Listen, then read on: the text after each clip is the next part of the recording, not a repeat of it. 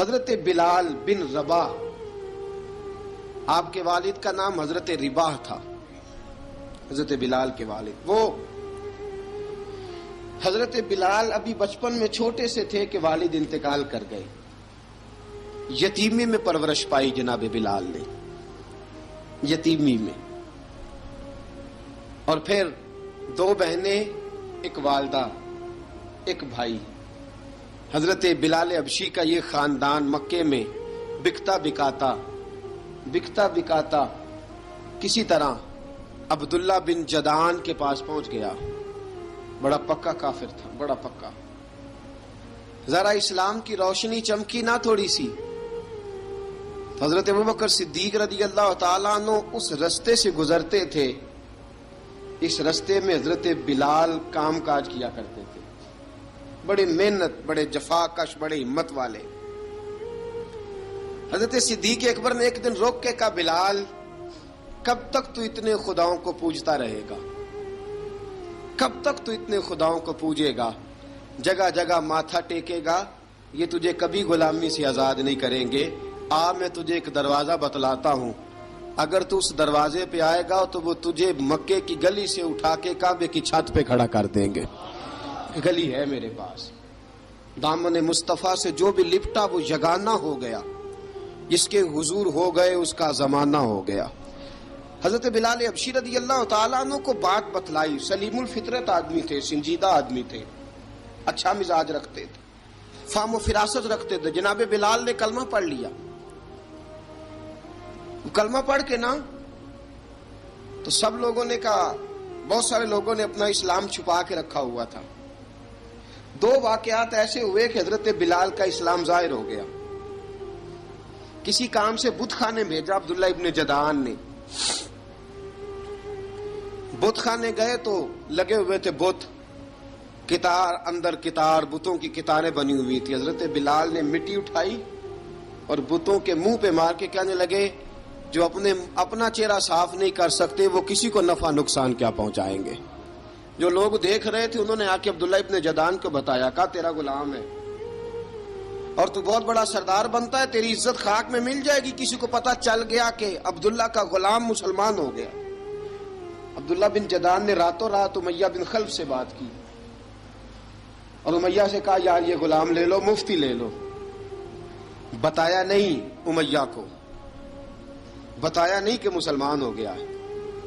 امیہ نے لے لیا۔ امیہ بڑا سخت آدمی تھا، بڑی طبیعت میں سختی پائی جاتی تھی، اللہ اکبر، لیکن یہ محبت اور عشق یہ چھپائے چھپتے نہیں، اور مسلمان اپنے اسلام کا اظہار کیے بغیر رہ سکتا۔ ایک واقعہ اور رونما ہو گیا، حضرت بلال پھر ظاہر ہو گئے۔ ہوا کیا؟ حضرت عمار بن یاسر رضی اللہ تعالیٰ عنہ، مکے کے سارے کافر کٹھے ہو کے غریب آدمی کو مار رہے ہیں، غریب آدمی کو۔ جب اندر انسان کے چور ہوتا ہے تو بڑا سے بڑا آدمی بھی بزدل ہو جاتا ہے۔ جب اندر چور بیٹھ جائے نا تو بڑے سے بڑا آدمی بزدل ہو جاتا ہے، اور جب اندر صفائی ہو تو غریب سے غریب آدمی بھی بہادر ہو جاتا ہے۔ حق پہ ہونا چاہیے، سچا ہونا چاہیے، پھر بہادر ہو۔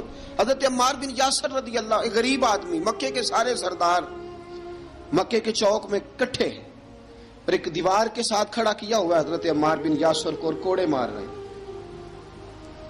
زور زور سے کوڑے حضرت عمار بن یاسر رضی اللہ تعالیٰ عنہ کے بدن پہ لگتے ہیں، وجود لہو لہان ہے۔ حضرت عمار بن یاسر کو پتا تھا کہ بلال بھی مسلمان ہو گئے، لیکن ان کا خیال تھا کہ یہ کسی کو بتلائیں نہ تو ہی بہتر ہے۔ امیہ بن خلف آیا، سخت دھوپ تھی، جب کوڑے مار مار کے تھک گیا نا، ابو جال نے بھی مارا، ابو لہب نے بھی مارا، ابو سفیان نے بھی مارا، ابو البختری نے بھی مارا، اخنس بن شلیک نے بھی مارا۔ امیہ بن خلف کی باری آئی تو تھک گیا نا مار مار کے، اسے پتا تھا کہ بلال بڑا سخت آدمی ہے، جو کام بھی کہو بلال کر دیتا ہے۔ امیہ نے کہا بلال سے، کہا بلال ادھر آ۔ حضرت بلال گئے، کہا یہ کوڑا پکڑ اور اس کو مار۔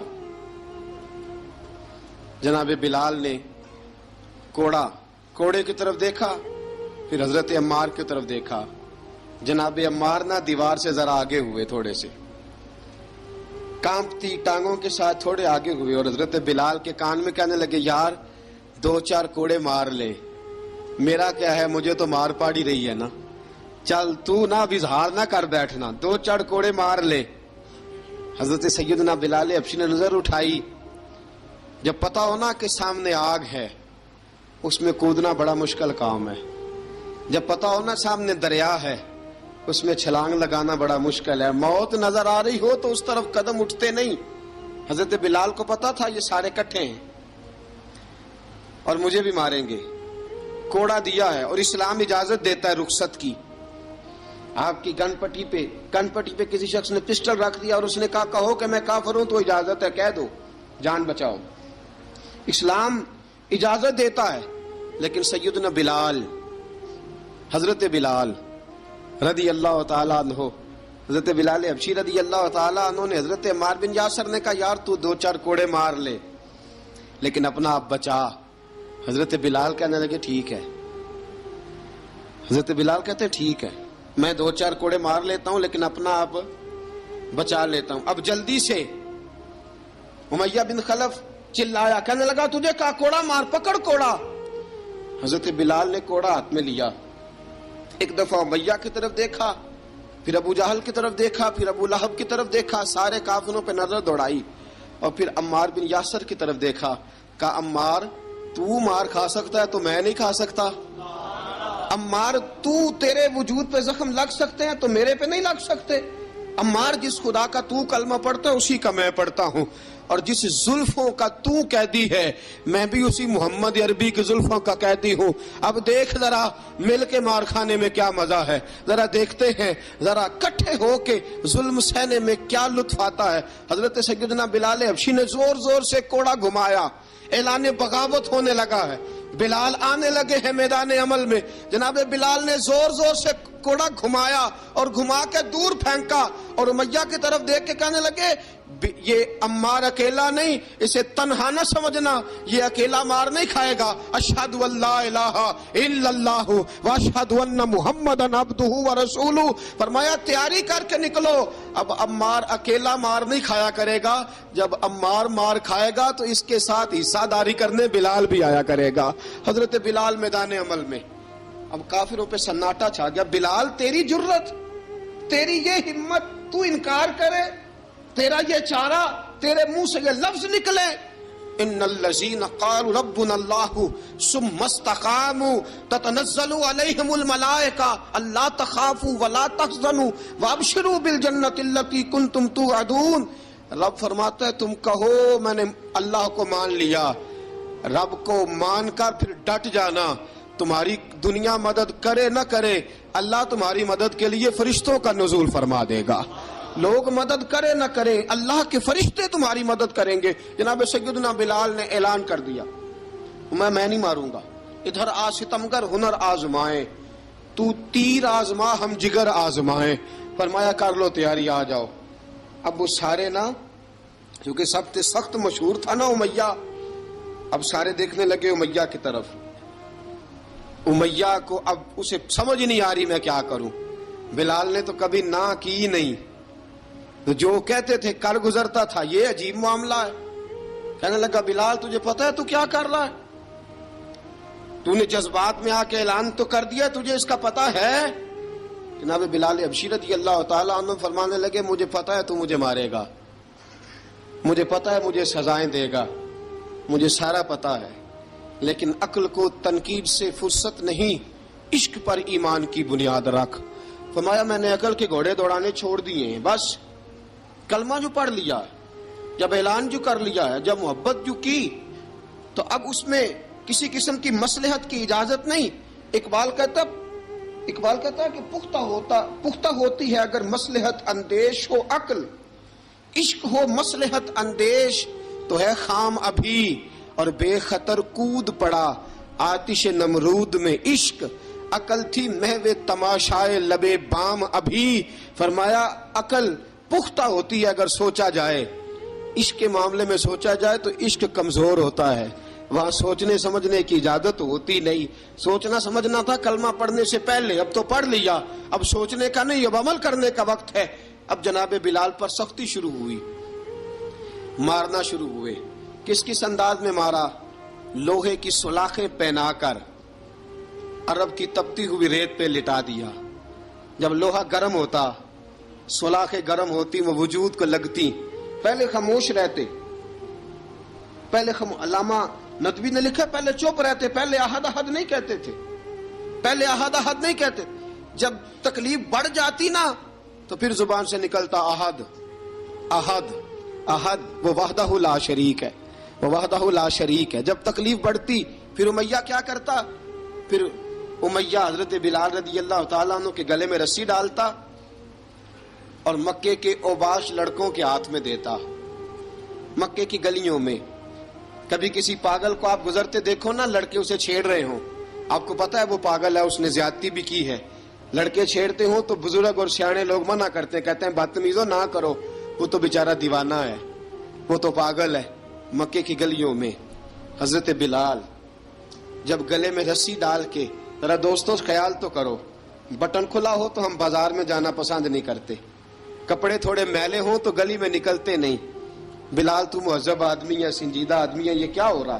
حضرت بلال کے گلے میں رسی ڈال کے نا جب مکے کی گلیوں میں وہ نوجوان دوڑایا کرتے تھے، حضرت بلال رضی اللہ تعالیٰ عنہ کے قریب سے گزرتے تو گزرنے والے بھی عجیب بات کرتے. کوئی کہتا ذرا اور کلمہ پڑھ، کوئی کہتا بلا اب اپنے خدا کو تجھے بچائے، کوئی کہتا بلال تجھے کیا ضرورت پڑی تھی یہ سارا کچھ کرنے کی. ایک آدمی آیا کہنے لگا بلال اگر تیرا رب سچا ہے، تیرے رسول سچے ہیں، پھر تجھے بچاتے کیوں نہیں؟ پھر تجھے بچاتے کیوں نہیں؟ جب تو اتنا مخلص مومن ہے اور اتنا تیرے اندر خلوص پایا جاتا ہے تو وہ آتے کیوں نہیں تیرے دفاع کے لیے؟ وہ تیرے لیے ڈھال کیوں نہیں بنتے؟ حضرت بلال حبشی کا جواب بڑا زبردست تھا. جناب بلال کہنے لگے میں مخلص تو ہوں، میرا رب قادر بھی ہے، لیکن فرمایا جب تم جاتے ہو نا بازار میں برتن خریدنے، مٹی کا برتن لینا ہو تو ذرا ٹھوک بجا کے چیک کرتے ہو کچا ہے کہ پکا ہے. فرمایا رب رسول بھی ذرا ٹھوک بجا رہے ہیں کچا ہے کہ پکا ہے. فرمایا میں دعا کرو میں امتحان میں پورا اتروں، دعا کرو میں امتحان میں پورا اتروں. وہ ذرا مجھے ٹھوک بجا کے چیک کر رہے ہیں، ٹھوک بجا کے. حضرت بلال حبشی مارا ستایا تینوں لب دیاں آپ گواچے، سانو اپنی خبر نہ کوئی، ساتھوں پارے ککھ گلیاں دے، سانو آخ دے لوگ شدائی، ننگ نموس دا ساڑ کے چولا، گل پہنے تاج گدائی، آزم اپنا آپ گوایا تاں یار نے چاتی پائی. حضرت بلال حبشی اتنی مار، اتنی تکلیفیں. اچھا حضرت صدیق اکبر گزرے. اچھا ایک بات اور لکھی ہے سیرت نگاروں نے، وہ کہتے ہیں کہ ایک تو تھا نا جب تکلیف ہوتی تھی تو احد احد کہتے تھے، ایک جب کوئی کافر نظر آتا تھا نا اس طرح بندہ چڑھاتا نہیں کسی کو، جب کوئی بے ایمان کافر نظر آتا حضرت بلال کو تو آپ فرماتے احد احد احد، اللہ ایک ہے، اللہ ایک ہے، اللہ ایک ہے، اللہ ایک ہے. جب کوئی نظر آتا اب وہ مارتا. پھر آہستہ آہستہ وظیفہ پاک گیا، پھر سارا دن احد احد چلتا رہتا، سارا دن احد احد چلتا رہتا. حضرت صدیق اکبر گزرے قریب سے، بڑی تکلیف ہوئی. جناب ابو بکر صدیق رضی اللہ تعالیٰ عنہ نے کہا بلال اونچی ذکر نہ کیا کر، آہستہ کر لیا کر، اونچی آواز میں مارتے جو ہیں تجھے تو اس طرح کر، ذرا ذکر دو ہے نا، ایک ذکر جلی ہے ایک ذکر خفی ہے، تو دل میں ذکر کر لیا کر، اونچا نہ کیا کر، مار سے تو بچ جا. بلال نے کہا ٹھیک ہے، آپ نے جو نسخہ دیا اس پہ عمل کروں گا. 2 دن حضرت بلال حبشی نے دل میں ذکر کیا، مار ہی نہیں پڑی، مار ہی نہیں پڑی. جفا جو عشق میں ہوتی ہے، اقبال کہتا ہے جفا جو عشق میں ہوتی ہے وہ جفا ہی نہیں، ستم نہ ہو تو محبت میں کچھ مزہ ہی نہیں. حضرت بلال کو مارنا نہ پڑی، 2 دن مار نہ کھائی تو تیسرے دن امیہ داخل ہوا تو کہنے لگے احد احد احد. اس نے پھر پکڑ لیا درہ، پھر اٹھایا کوڑا، پھر لگا مارنے. جناب حضرت بلال حبشی رضی اللہ تعالیٰ عنہ کو مار پڑ رہی ہے. جناب صدیق اکبر گزرے، کہا بلال تجھے منع کیا تھا، تو پھر شروع ہو گیا ہے. کہا حضور آہستہ ذکر کرنے میں مزہ ہی نہیں آتا، یہ مجھے مارتے نہیں، کسی کو کیا پتا چلے گا کہ بلال پہ سختیاں ہو رہی ہیں. حضرت بلال حبشی. اب سیدنا صدیق اکبر فرماتے ہیں کہ رسول پاک گزرے، بلال کو مار پڑ رہی تھی، میرے حبیب پاک کی آنکھوں میں آنسو آ گئے. بے خبر ہو جو غلاموں سے وہ آقا کیا ہے. حضور کی آنکھوں میں آنسو، اور حضور نے دعا فرمائی کہ یا اللہ میرے بلال کو نجات دے دے، یا اللہ میرے بلال کو نجات دے دے. رسول پاک یہ کہہ کے گزر گئے. ایک کونے میں، حرم شریف کے کونے میں بیٹھ کے رسول پاک رو رہے ہیں. جناب صدیق اکبر نے کہا حضور کیا ہوا؟ فرمایا ابو بکر سوچ رہا ہوں خدا اگر مجھے پیسے دے تو میں بلال کو خرید لوں، اگر رب پیسے دے تو خرید لوں، سوچ رہا ہوں. جناب ابو بکر صدیق گھر گئے، گھر جا کے حضرت عباس کو بھیجا، کہا امیہ میرا مخالف ہے، مجھ سے وہ بات نہیں کرے گا، آپ جائیے، آپ جا کے کہیے بلال کو بیچ ڈالے. حضرت عباس نے جا کے کہا بلال کو بیچ دو. کہنے لگا میری قیمت بہت زیادہ ہے، 50 دینار کا میں نے خریدا ہے اور میں منافع لے کے بیچوں گا. حضرت عباس نے آ کے جناب صدیق اکبر کو بتایا تو ابو بکر صدیق فرمانے لگے چل مجھے ساتھ ہی لے جا، دیکھ لیتے. پہنچے، جب ابو بکر صدیق کو آتے دیکھا نا تو چڑ گیا. کہنے لگا ابو بکر اگر تو بلال کو خریدنا چاہے تو وہ جو تیرے پاس رومی غلام ہے وہ مجھے دینا پڑے گا، 2 لونڈیاں اس کے ساتھ دینی پڑیں گی، اور یہ 50 دینار کا ہے، میں تجھ سے 2000 دینار لوں گا. 50 دینار کا ہے، 2000 دینار لوں گا. حضرت صدیق اکبر رضی اللہ تعالیٰ عنہ نے فرمایا مجھے منظور ہے، مجھے منظور ہے، منظور ہے مجھے. تو ابو بکر صدیق نے وہ تینوں غیر مسلم غلام لیے، 2000 دینار لیے. حضرت عباس نے بھی کلمہ نہیں پڑھا تھا. کہنے لگے ابو بکر تو کامیاب تاجر ہے، کیا کرنے لگے ہو؟ تو حضرت ابو بکر صدیق کہنے لگے آپ نے بھی کلمہ نہیں پڑھا، آپ کو اس سودے کا پتہ نہیں، آپ ابھی اس لذت آشنائی سے واقف نہیں، آپ نے بھی یہ ذائقہ چکھا نہیں، آپ ابھی اس راہ سے گزرے نہیں، آپ کو پتہ نہیں یہ بھی ایک ذائقہ ہے، یہ بھی ایک سودا ہے، یہ بھی ایک لذت ہے، یہ بھی ایک گہرائی ہے، یہ بھی ایک مزہ ہے، اس کا بھی آپ کو علم نہیں، آپ نے کلمہ نہیں نہ پڑھا. محبت کو سمجھنا ہے تو نہ سے خود محبت کر، کنارے سے کبھی اندازہ طوفان نہیں ہوتا. فرمایا ابھی تو راہ گزر میں ہے، کہہ دے مقام سے گزر، ابھی ذرا آگے چلیں گے نا، جب آپ کلمہ پڑھیں گے تو آپ کو پتہ چلے گا. حضرت سیدنا بلال حبشی کو لینے کے لیے صدیق اکبر پہنچے، 2000 دینار، 3 غلام پڑھے لکھے سیانے سمجھدار. جب دیے نا تو امیہ کھل کھلا کے ہنسا، کہنے لگا ابو بکر بڑے گھاٹے کا سودا کیا تو نے، ابو بکر تو نے بڑے گھاٹے کا سودا کیا ہے. یہ پڑھا لکھا مجھے دے کے جا رہا ہے اور یہ ان پڑھ تو لے کے جا رہا ہے، یہ خوبصورت رومی غلام دے کے جا رہا ہے اور یہ حبشی کالے رنگ کا تو لے کے جا رہا ہے، اور 50 دینار کا غلام 2000 دینار میں تو لے کے جا رہا ہے. اتنے گھاٹے کا سودا، اتنی بڑی نادانی. حضرت جناب سیدنا صدیق اکبر رضی اللہ تعالیٰ کہنے لگے امیہ تو کافر ہے، لیکن تو نے ابھی بھی پیسے تھوڑے مانگے ہیں، تو نے بلال کا رنگ دیکھا ہے، میں نے مصطفیٰ کے عشق کا رنگ دیکھا ہے. فرمایا تو ابھی اس کے رنگ میں الجھا ہوا ہے اور میں جو اس کے باطن کا حسن ہے وہاں تک پہنچ گیا ہوں. حضرت سیدنا بلال حبشی رضی اللہ تعالیٰ عنہ ساتھ کھڑے.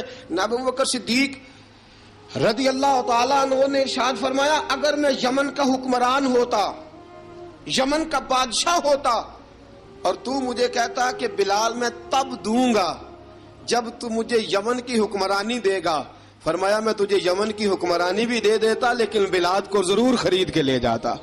حضرت بلال حبشی.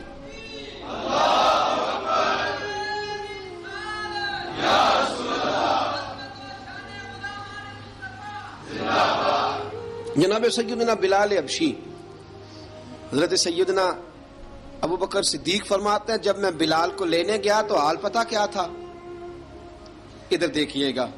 فرماتے ہیں کہ ٹانگیں اوپر کر کے نا جس طرح آدمی رکوع میں بیٹھتا ہے اس طرح کر کے نا ٹانگیں، اور سر پھر زمین کو لگا کے اس طرح سجدے میں آپ جاتے ہیں، لیکن بالکل ٹانگوں کے ساتھ سر رکھ کے. فرماتے ہیں 4 بھاری چکیاں ریت پہ حضرت بلال تھے، ان کے اوپر چکیاں رکھی ہوئی تھی، اور فرماتے ہیں حضرت بلال تھوڑی تھوڑی حرکت کرتے تھے تو وہ چکیاں جسم کے ساتھ لگتی تھی نا، پارٹ ان کے. فرماتے ہیں زخم بن گئے تھے، خون نکلتا تھا. فرماتے ہیں میں نے وہاں سے جا کے حضرت بلال کو نکالا، پیسے دیے لے کے آیا تو جناب بلال کہنے لگے جلدی جلدی چلو حضور کے پاس، ذرا جلدی جلدی چلو در مصطفیٰ پہ جلدی کرو. تو جناب سیدنا بلال حبشی رضی اللہ تعالیٰ عنہ کے جواب میں حضرت ابوبکر صدیق کہنے لگے بلال جلدی نہ کر، جب میں آیا تھا تو حضور تیرے لیے آنسو بہا رہے تھے، اگر تجھے اس حالت میں زخمی دیکھیں گے تو میرے مصطفیٰ کو اور زیادہ رونا پڑے گا، تو میرے ساتھ گھر چل، میں تجھے کپڑے پہناتا ہوں، میں تیرے زخموں پہ پٹی کرتا ہوں. حضرت ابوبکر صدیق مزاج شناسائے نبوت تھے نا، فرمایا چل میرے ساتھ، میں ذرا تیری مرم پٹی کر لوں، میں ذرا تیرا منہ دھو ڈالوں، میں ذرا تجھے کنگھی کر لوں، تو میرے ساتھ چل. جناب بلال فرماتے ہیں جب سے پیدا ہوا تب سے غلام تھا، کبھی کسی نے میرے کپڑوں کی فکر نہیں کی تھی، مجھے تو امیہ 4 دن روٹی نہیں دیتا تھا. فرماتے ہیں جب میں گیا ابوبکر کے ساتھ، ابوبکر صدیق نے ایک چٹائی بچھائی، صدیق اکبر چٹائی کے اوپر میرے ساتھ بیٹھ گئے. فرماتے ہیں ابوبکر نے تیل منگایا، وہ تیل میرے زخموں پہ، ابوبکر صدیق نے وہ تیل میرے سر پہ، میری داڑھی پہ. فرماتے ہیں پھر کنگھا کیا، پھر ابوبکر صدیق نے ایک جوڑا منگایا، وہ کپڑے مجھے پہنائے. ابوبکر صدیق نے پگڑی منگوائی، وہ پگڑی کھول کے میرے سر پہ بندھوائی. فرماتے ہیں ابوبکر نے مجھے تیار کیا، فرمایا تو آج جا رہا ہے در رسالت مآب پہ، در رسالت مآب پہ، آج تو پہنچ رہا ہے حضور کے دروازے پہ، بن کے جوگن مدینے نو جاواں گی میں، جو بیتی نبی نو سناواں گی میں. حضرت جناب سیدنا، اور وہ کسی شاعر نے تو بڑی شاندار بات کی، اس نے کہا بڑی امید ہے سرکار قدموں میں بلائیں گے، کرم کی جب نظر ہوگی مدینے ہم بھی جائیں گے، اگر جانا مدینے میں ہوا ہم غم کے ماروں کا، مکینے گنبد خضرا کو حال دل سنائیں گے. حضرت بلال حبشی رضی ان کے دل میں بڑی امنگ تھی آج جاؤں گا در رسالت مآب پہ. ملا رومی لکھتے ہیں کہ جناب سیدنا صدیق اکبر نے سجایا سوارا، جناب بلال کے آنسو رکتے ہی نہیں. کہا باپ ہوتا ہے جو خدمتیں کرتا ہے، میں نے آنکھ کھولی تو باپ کا سایہ تو میں نے دیکھا ہی نہیں. اور فرمایا ماں تھی تو ماں جب بھی میں کام کر کے آتا تھا تو مجھے دیکھ کے میری اماں بس رو دیا کرتی تھی. 2-3 بہنیں تھیں، اور حضرت بلال فرمانے لگے ان بہنوں کو میں دیکھتا تھا تو وہ میرا حال دیکھ کے روتی تھی، اور جب وہ مجھے دیکھتی تھی تو میں رو دیا کرتا تھا. فرمایا ابو بکر میں نے تو یہ رنگ ڈھنگ دیکھے نہیں جو آج تو مجھے دکھا رہا ہے. جناب سیدنا صدیق اکبر رضی اللہ تعالیٰ عنہ بنا سوار کے نا حضرت بلال کا ہاتھ پکڑ کے سینے پہ رکھا، جناب بلال ہجکی لے کے روئے. حضرت ابو بکر صدیق نے فرمایا جتنا رونا یہاں رو لے، میں کائنات کے آنسو دیکھتا ہوں لیکن جب نبی کی آنکھوں میں آنسو دیکھتا ہوں تو دیکھے نہیں جاتے. فرمایا یہاں رو لے، حضور کے دروازے پہ جا کے تیری آنکھ میں آنسو نہیں آنا چاہیے، بہا جتنے آنسو بہا سکتا ہے. حضرت بلال حبشی بھی روئے، جناب صدیق اکبر بھی روئے. جب پہنچے نا دروازہ رسول پہ، حضرت سیدنا ابو بکر صدیق لے کے پہنچے تو بند کر دیا تھا نا حضرت بلال کو، بلال تو نے رونا نہیں، عشق ہوئے تے درد ہوئے تے ہائے نکلے، پھر کوئی نہیں رہندا جار کے. حضرت سیدنا بلال حبشی کو لے کے پہنچے در مصطفیٰ پہ.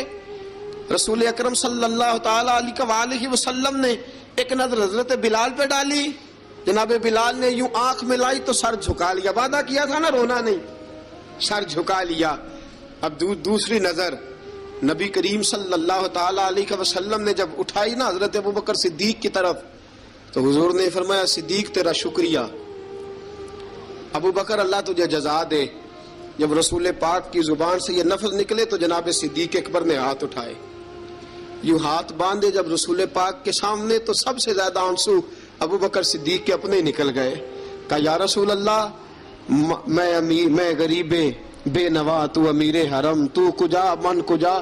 کہا حضور یہ شکریہ کے لفظ، یا رسول اللہ میں کہاں اور آپ کا شکریہ کہاں. نبی پاک صلی اللہ علیہ وسلم نے فرمایا ابو بکر کاش تو تھوڑے سے پیسے میرے بھی ملا لیتا، بلال کو خریدنے میں میرا بھی حصہ ڈال لیتا، میں چاہتا تھا. ابو بکر پھر روئے. کہا یا رسول اللہ میرے پیسے کس کے ہیں؟ آقا میں بھی آپ کا، یہ بھی آپ کے. جناب سیدنا بلال حبشی رضی اللہ تعالیٰ عنہ کی طرف حضور نے دیکھا تو فرمایا بلال آ یار ذرا سینے سے تو لگ جا. اب حضرت بلال دوڑے، جب رسول پاک کے سینے سے لگے تو ایک جملہ میرے محبوب کی زبان سے، فرمایا بلال تو نے بڑی سختیاں برداشت کی ہیں، تجھے میرا اللہ ہی جزا عطا فرمائے گا، تو نے بڑے دکھ دیکھے ہیں۔ اب سیدنا بلال تڑپے، رسول پاک صلی اللہ تعالی علیہ وسلم بھی روئے۔ حضور نے اپنے ساتھ بٹھا لیا سیدنا بلال کو، حضور نے گھر پیغام بھیجا، فرمایا ختیجہ گھر میں کچھ ہے تو بھیجو، بلال آیا ہے۔ اب حضرت خدیجہ الکبریٰ اندر سے کیا آواز دیتی ہیں؟ کہتے ہیں حضور مبارک ہو، اللہ نے بلال کو آزادی عطا فرما دی ہے۔ وفاشار بیوی اندر سے۔ اب حضرت سیدنا زینب رضی اللہ تعالی عنہا، میرے محبوب کی شہزادی، چھوٹی سی عمر ہے، ایک برتن کے اندر کھجوریں لے کے آئیں، ایک برتن میں کھجوریں۔ اب لا کے جب کھجوریں رکھی نا تو سیدنا صدیق اکبر نے ہاتھ بڑھایا کھجوریں اٹھانے کے لیے تاکہ میں دوں۔ حضور نے فرمایا نا ابو بکر، بلال پہلے دن آیا ہے، پہلے تو نے جتنی خدمت کرنی تھی تو گھر کر کے آیا، میری باری ہے۔ حضرت بلال حبشی فرماتے ہیں کائنات میں نے اتنا پیار کبھی دیکھا ہی نہیں تھا، 30 سال سے زیادہ میری عمر تھی، مجھے تو کبھی کسی نے پاس بٹھا کے کھانا کھلایا ہی نہیں۔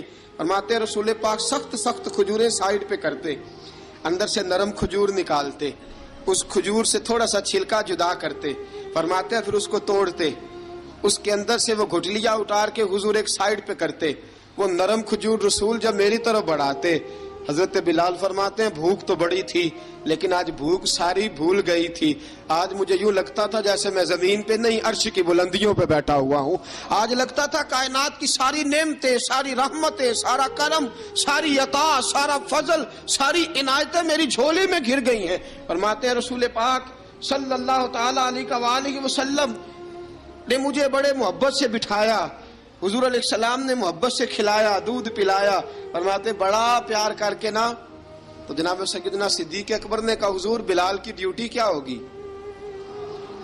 حضور بلال کی ڈیوٹی کیا ہوگی؟ حضرت بلال کہنے لگے حضور میں فارغ رہنے کا تو عادی نہیں، میں تو جفا کش آدمی ہوں، محنت کرنے والا، ڈیوٹی کیا ہوگی؟ رسول پاک نے فرمایا بلال یہ میرا گھر ہے، آج کے بعد میرا نہیں یہ تیرا گھر ہے۔ فرمایا میں مصروف ہوتا ہوں تبلیغ کے کاموں میں، گھر کیا لانا ہے وہ تیری ذمہ داری ہے، کہاں سے لانا ہے وہ بھی تیری ذمہ داری ہے، پیسے کہاں سے آئیں گے میں تجھے بتلاؤں گا، کہاں لگانے ہیں تجھے ایک دفعہ بتاؤں گا، پھر تو لایا کرے گا، تو ہی لگایا کرے گا۔ فرمایا میرا پرسنل سیکٹری بن کے رہے گا، تو خاص مقام تجھے دیا جائے گا۔ حضرت سیدنا بلال حبشی رضی اللہ تعالیٰ عنہ کو رسول اکرم صلی اللہ تعالی علیہ وسلم نے اس کام پر مقرر فرما دیا۔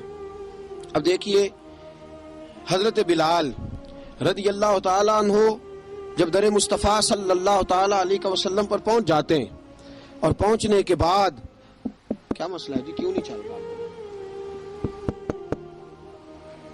درود پاک پڑھیے، الصلاۃ والسلام علیک یا کی گل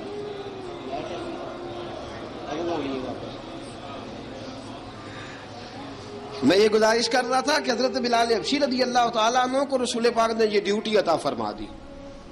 اب پتہ کیا ہوتا، حضرت پردے کی آیتیں تو ابھی آئے نہیں تھی، حضرت بلال رضی اللہ تعالیٰ عنہ رسول پاک کے ساتھ نکلتے تبلیغ کے لیے، کسی کام کے لیے، سودا صرف لاتے بازار سے، یہ مکے کے دنوں کی بات ہے، مکے کے دنوں کی سودا صرف بازار سے لاتے۔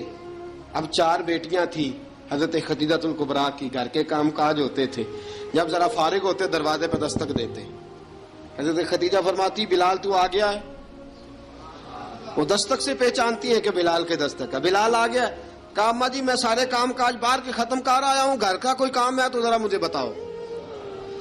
آپ فرماتی گھر کے کام ہے پر میں کر رہی ہوں۔ اب حضرت بلال گلنا شروع کرتے، یہ ہے محبت۔ آج اگر ہم کہیں خادم ہو بھی نہ تو بہانے ڈھونڈتے پھرتے ہیں فارغ ہونے کے۔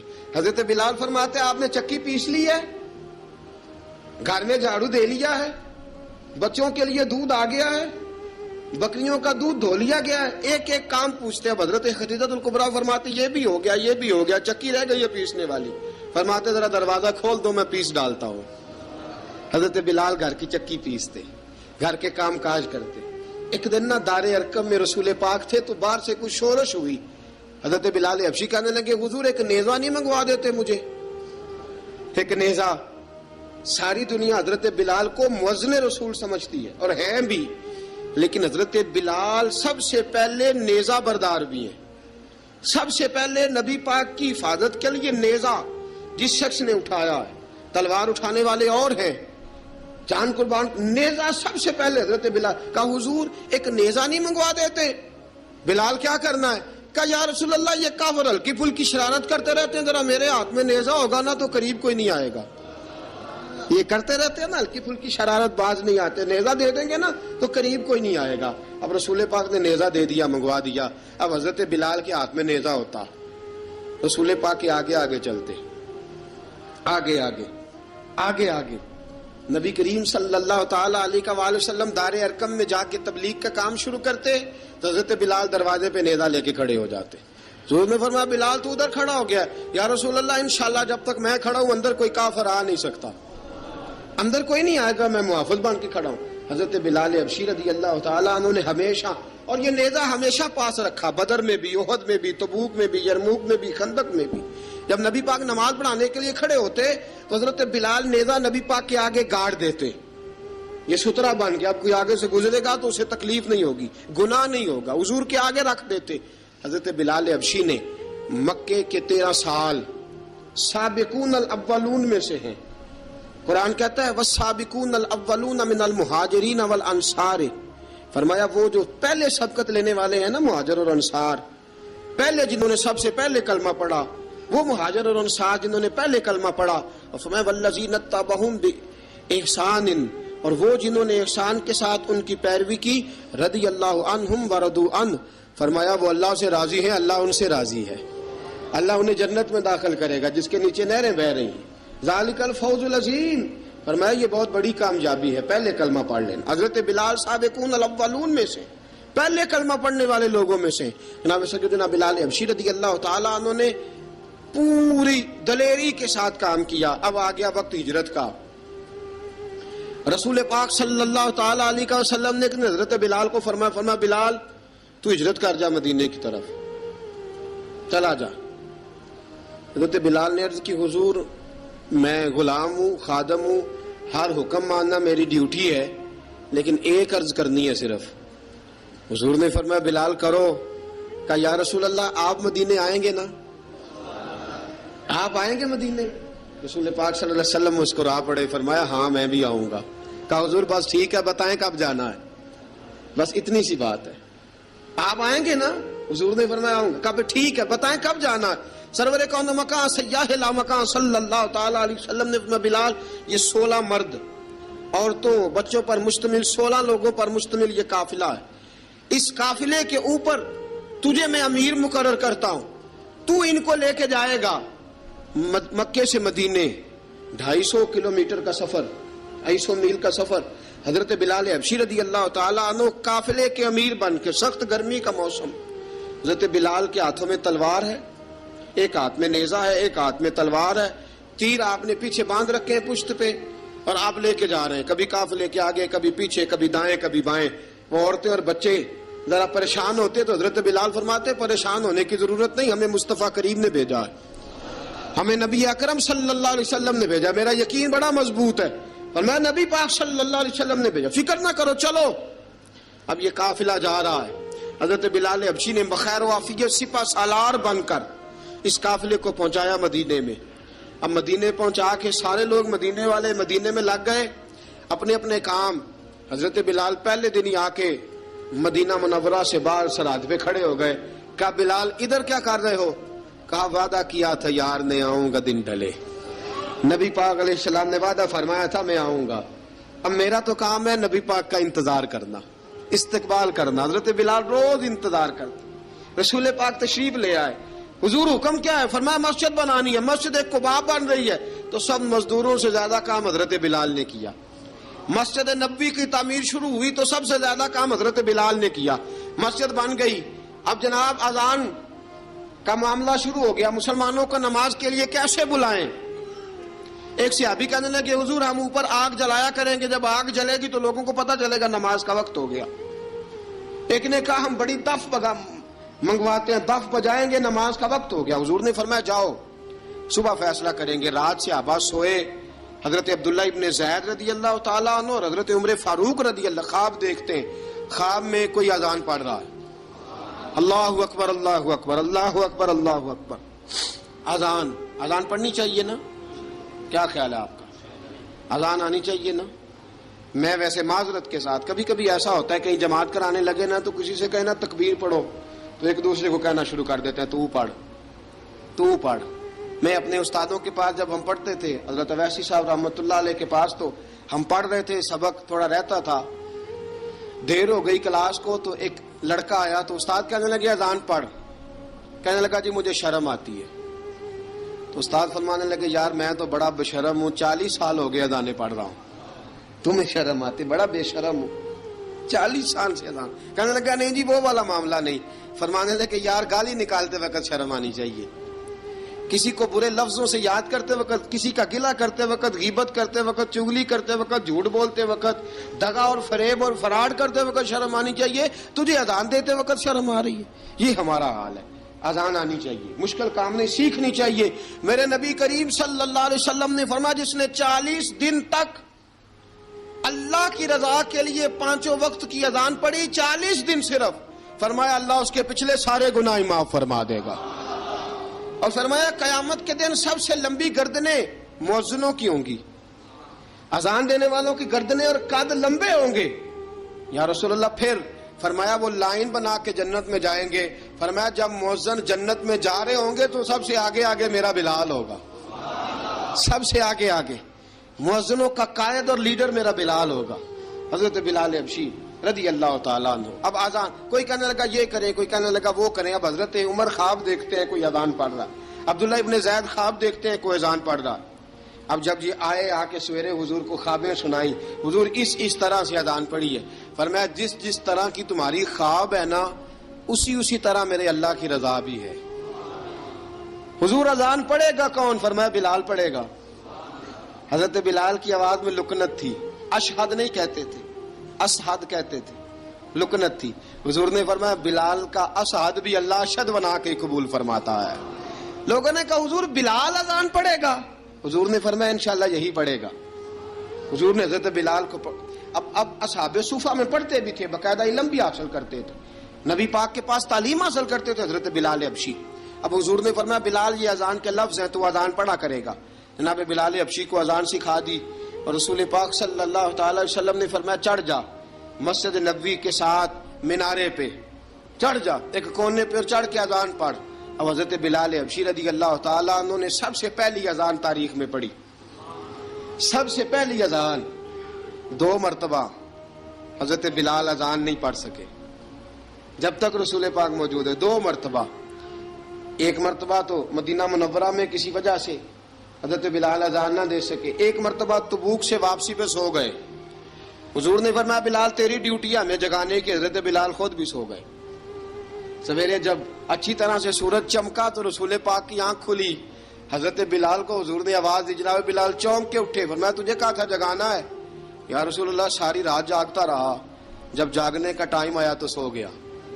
میں نے کہا میں ذرا کمر سیدھی کر لوں. حضور بس لیٹا ہی ہوں تو آنکھ لگ گئی، ٹیک لگائی ہے بس میں نے، پتھر کے ساتھ آنکھ لگ گئی. حضور نے فرمایا چلو پڑھو اذان.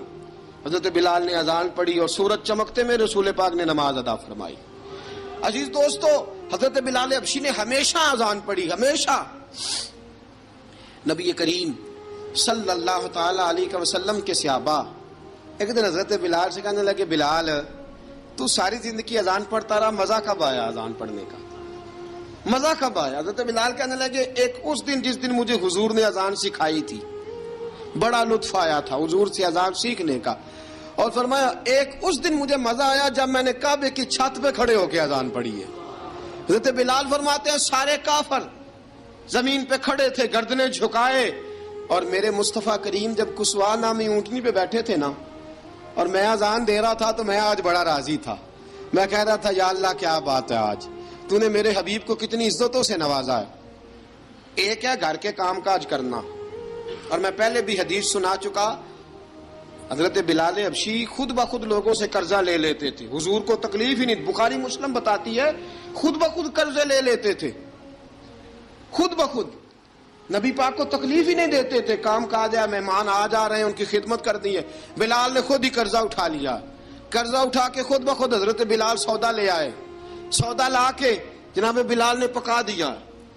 ایک دن ایسا بھی آیا، بخاری شریف کے لفظ ہیں کہ جن کے قرضے دینے تھے وہ کہنے لگے بلال سویرے قرضہ دو ورنہ تجھے لے جائیں گے، بکریاں چرانی پڑیں گے۔ حضرت بلال حبشی رضی اللہ تعالیٰ عنہ نے حضور کی خدمت میں عرض کی، کہا اگر کوئی بندوبست ہو گیا تو ٹھیک ہے، ورنہ میں تو سویرے بھاگ جاؤں گا، میں شام چلا جاؤں گا، پیسے آ گئے تو مجھے پیغام بھیجنا، آ جاؤں گا۔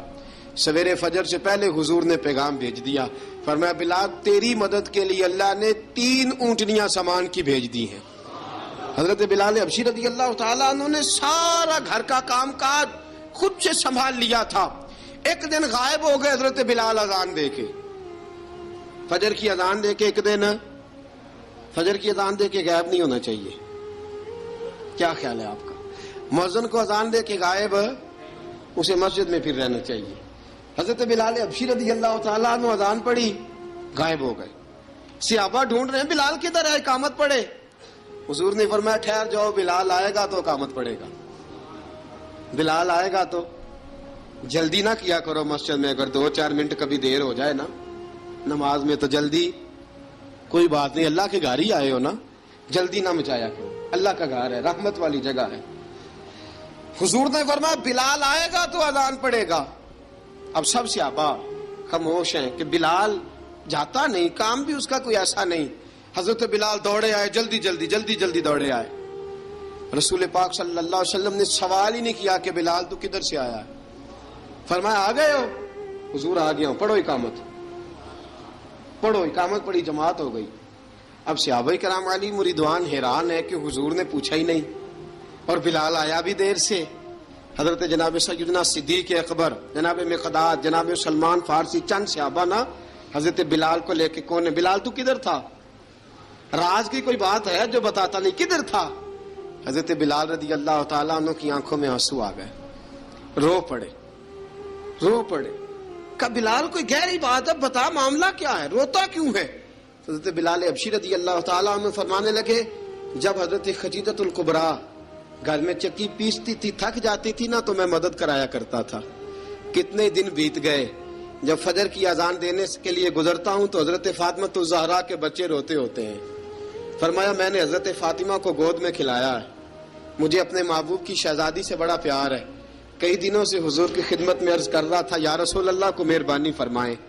حضور نے رات پیغام بھیجا ہے سیدہ فاطمہ کو کہ بلال جب آئے تو پردہ کر کے اندر چلی جایا کر۔ حضرت بلال فرماتے ہیں اذان دے کے گیا تھا حضرت فاطمہ کے گھر، میں نے کہا محبوب کی بیٹی ذرا پردہ کر لے، تو بچوں کو دودھ پلا، میں تیری چکی پیس دیتا ہوں۔ حضرت بلال حبشی کی آنکھوں میں آنسو رو رو کے بتلاتے ہیں، فرمایا سیدہ طیبہ طاہرہ حضرت فاطمہ زہرا، میرے حبیب نے پتہ کیا فرمایا؟ فرمایا جس نے فاطمہ کو راضی کیا اس نے تو مجھے راضی کیا ہے۔ حضرت سیدنا بلال حبشی فرماتے ہیں میں نے چکی پیسی اور میں تمہیں کیا بتاؤں، میرے محبوب کی بیٹی نے مجھے بڑی ہی دعائیں دی ہیں، انہوں نے مجھ پر بڑا ہی اظہار محبت فرمایا ہے۔ فرمایا میں آذان سے لے کر جماعت تک لوگ تسبیحاں رولتے ہیں، لوگ قرآن کی آیات کی تلاوت کرتے ہیں، آذان سے لے کر جماعت تک لوگ مختلف قسم کے اذکار میں مشغول ہوتے ہیں۔ فرمایا میرا ذکر سنو، میری تلاوت سنو، میرا وظیفہ سنو، میں آذان سے لے کر جماعت تک محمد عربی کی بیٹی کی خدمت کرنے چلا جاتا ہوں۔ رسول پاک صلی اللہ علیہ وسلم کی شہزادی کی چکی پیس کے آیا۔ حضرت بلال نے اس انداز میں، بدر کی جنگ لگ گئی، بدر کا مارکا، حضرت بلال کے ہاتھ میں تلوار ہے، کہا میں لڑوں گا، پورا جہاد کروں گا۔ امیہ بن خلف جو بڑا مارا کرتا تھا نا وہ دوڑ رہا تھا اپنے بیٹے کو لے کے، آگے کچھ صحابہ کھڑے تھے، وہ قریب سے گزرنے لگا، حضرت بلال نے فرمایا ذرا پکڑنا امیہ کو، یہ مجھے مارا کرتا تھا، ذرا پکڑنا، نہ جانے نہ دینا۔ امیہ کو صحابہ نے روکا، حضرت عبد الرحمن ابن عوف نے پکڑ کے ایک زور سے گھونسا مارا، ادھر جا کے گرا۔ حضرت بلال تلوار لے کے کھڑے ہیں امیہ کے سر پہ، کہا امیہ میں تجھے نہیں کہا کرتا تھا اللہ میرے مصطفیٰ کو بڑی عزتیں عطا فرمائے گا، میں تجھے نہیں کہا کرتا تھا کہ خدا ہمیں غلبہ دے گا، هو الذی ارسل رسولہ بالہدی ودین الحق لیظہرہ علی الدین کلہ، میں نہ کہا کرتا تھا کہ اللہ اس دین کو ہر دین پہ غلبہ دے گا، پر میں دیکھ اللہ نے ہمیں عزت دے دی، دیکھ تو ذلیل کر دیا گیا۔ حضرت بلال نے مارا، गर्दन उड़ा दी। हज़रत अबू बकर सिद्दीक पीछे देख रहे थे, दौड़े हुए आए, कहा बिलाल मुबारक हो, बिलाल मुबारक हो, आज तो तेरे सारे बदले पूरे हो गए। हजरत बिलाल ने सजदा शुक्र अदा किया। मेरे दोस्तों, बड़ी बातें हैं जनाब बिलाल की करने वाली। ये वक्त साथ नहीं ना देता किसी का, ये रुक जाता है, ये कहता है कि बस अब रुक जाओ, वक्त हो गया आगे गुजरने का। हजरत बिलाल हबशी रज़ी अल्लाह तआला अन्हु, रसूल पाक का विशाल हुआ ना, हजरत बिलाल ने मुंह से लफ्ज ही कोई नहीं अदा किया। किसी ने अपना दुखड़ा किसी अंदाज में सुना लिया। हजरत उमर ने कहा, जिसने कहा हुजूर विशाल करके गर्दन उड़ा दूंगा। हजरत उस्मान गनी ने कहा, खबरदार कोई मुझे आके ना बताए कि मुस्तफा विशाल कर गए। हजरत अली मुर्तज़ा रज़ी अल्लाह तआला अन्हु ने फरमाया, ना भाई, मेरे मुस्तफा पर तो मौत आती नहीं जिस तरह आम लोगों पे। सब लोगों ने अपने अपने इजहार कर लिए ना, बिलाल ने किसी को दुख बताया ही नहीं। एक कोने में बैठ के ना हजरत बिलाल अकेले आंसू बहाते रहे, किसी को बताया ही नहीं, अकेले रोए। एक शख्स कहने लगा, यार बिलाल बोलता नहीं। कहा, ना बुलाओ इसे। असर की नमाज का वक्त हुआ ना, तो वो बिलाल जो काबे की छत पे बगैर सीढ़ियों के चढ़ गया था, वो बिलाल जो काबे की छत पे बगैर किसी सहारे के चढ़ गया था, उस बिलाल को कहा कि बिलाल चढ़, जरा आजान पढ़, मस्जिद की छत पे चढ़ जा। हजरत बिलाल कई बार चढ़े और कई बार गिरे, कई बार चढ़े और कई बार गिरे। हजरत बिलाल हबशी रज़ी अल्लाह तआला ने आवाज दी, कहा, सलमान मेरी मदद करना, मेरी मदद करना, अब मुझसे चढ़ा नहीं जाता, अब मुझसे जाया नहीं जाता। जनाब सलमान फारसी ने भी सवाल नहीं पूछा कि बिलाल तू बीमार है, ये नहीं पूछा। हजरत बिलाल को 2-4 सहाबा ने उठाया, छत पे पहुंचाया। बिलाल ने अजान शुरू की। जब कहा ना अल्लाहु अकबर अल्लाहु अकबर, वो आवाज जिसमें बड़ा सोज होता था, बड़ी दर्द, बड़ी बुलंदी होती थी, बड़ा जोश खरोश होता था, आज वो आवाज दब गई। जब बिलाल ने कहा ना अशहदु अल्ला इलाहा इल्लल्लाह, हज़रत बिलाल रज़ी अल्लाह तआला अन्हु ने थोड़ी देर रोक के सांस लिया। जब कहा ना अशहदु अन्ना मुहम्मदर रसूलुल्लाह, जो सारे चुप खड़े थे ना, उनमें से एक बाबा रो पड़ा, जिसका नाम अबू बकर सिद्दीक था। जब हजरत अबू बकर सिद्दीक की आंख में आंसू आया तो हजरत बिलाल छत के ऊपर जमीन पे गिरे, जमीन पे गिरे और कहा, अबू बकर ये ड्यूटी किसी और की लगा दे, ये ड्यूटी किसी और की लगा दे, अब मेरी रूह इजाजत नहीं देती, मुस्तफ़ा करीम के बाद मुझे अजान नहीं पड़ी जाएगी।